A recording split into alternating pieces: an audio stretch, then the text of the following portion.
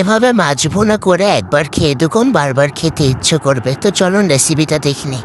প্রথমেই আমি মাছটা অনেক সুন্দরভাবে ভেজে নিয়েছি, একটু ভালোভাবে ভেজে নিতে হবে।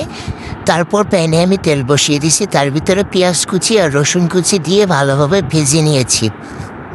তারপরে এইভাবে ভেজে নিয়ে এর ভিতরে আমি একটু পেঁয়াজ বাটা একটু বেশি করে দিয়েছি, সব মশলা পেঁয়াজ বাটা, রসুন বাটা, আদা বাটা দিয়েছি, আর ঝালের গুঁড়াও একটু বেশি করে দিয়েছি।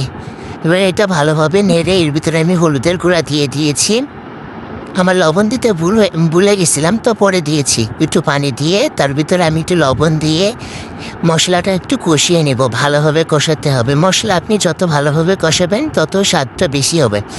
তো যখন এই মশলার ভিতরে এমন তেল তেল উঠে আসবে তখন বুঝবেন মশলাটা কষানো হয়ে গেছে।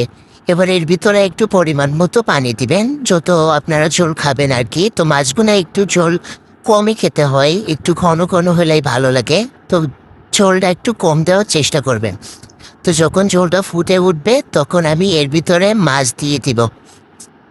আমরা দুইজনের জন্য দুইটা মাছ দিয়েছি। দুইটা মাছ দিয়ে দিব, দিয়ে এটা ভালোভাবে নেড়ে ঢাকনা দিয়ে ঢেকে দিব। এরপর ঢাকনাটা খুলে মাছটা একটু উল্টে দিব, যাতে দুই পাশে মশলাটা ভালোভাবে লাগে, যেহেতু আমি ঝোল কম রাখছি। এবার একটু নেড়ে চেড়ে দিয়ে এটা আমি আবার ঢেকে দিব। তারপর 5 মিনিট মতো জাল করে তা আমি নামিয়ে নিব। দেখুন অনেক সুন্দর কালার আসতে। আপনারা সব কিছু পরিমাণ মতোই দিবেন, তাহলে খেতে মজা হবে।